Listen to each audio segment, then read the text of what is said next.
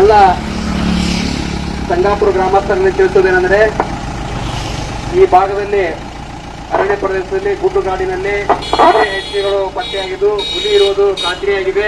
ಹೀಗಾಗಿ ಸಾರ್ವಜನಿಕರು ತಾವು ಯಾವುದೇ ಒಬ್ಬೊಂಟಿಯಾಗಿ ತಿರುಗಾಡಬಾರದು ಮತ್ತು ಅರಣ್ಯ ಪ್ರದೇಶದಲ್ಲಿ ರಾತ್ರಿ ತಿರುಗಾಡಬಾರದು.